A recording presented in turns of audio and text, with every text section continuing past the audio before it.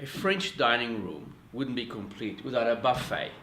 The table might be very Spartan and utilitarian, but the buffet, because it has a facade that faces into a room, would invariably be quite decorative.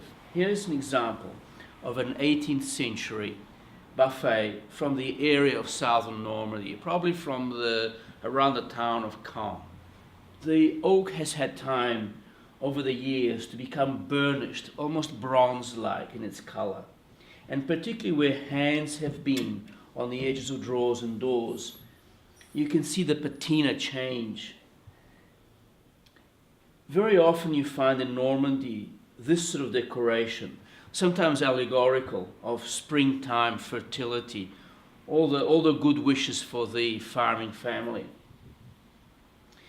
Inside went things like preserves and sometimes pottery, plates, and of course cutlery went in here. And here's another 18th century buffet, this one from the area of the Loire, which is known for its simplicity of lines. This is 18th century, and it's a transitional piece between the Louis XV, which you can see in the carved cabriole legs, and the Louis XVI, which is the neoclassical style, and you can see the fluting of a panel here, and the straight lines, very neoclassical in feel, and as well as the original escutcheons. This one's in pear wood, and pear wood gets this wonderful pale, warm brown color with age.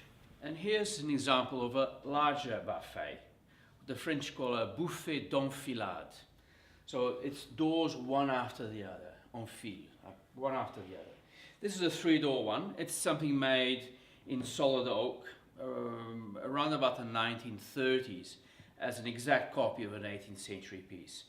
Even though it's a 20th century piece, it's still workshop made, and there is a quality to the carvings and to the actual timber quality which you wouldn't find today.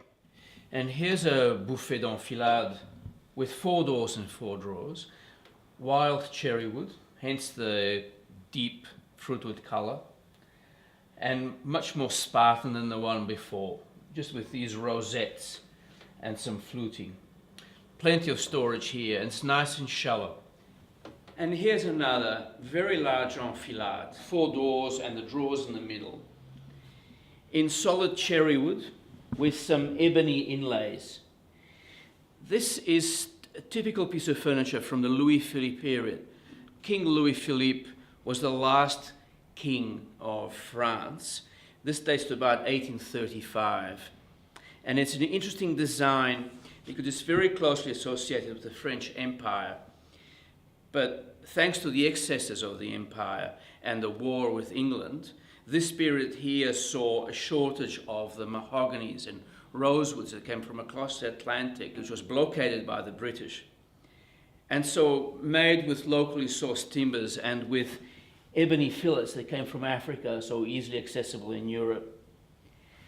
This style here gives rise to the Biedermeier style in Europe. So very Spartan, it's all about proportion and this masculine, simple design. And pale color timbers. The French call this design bois clair.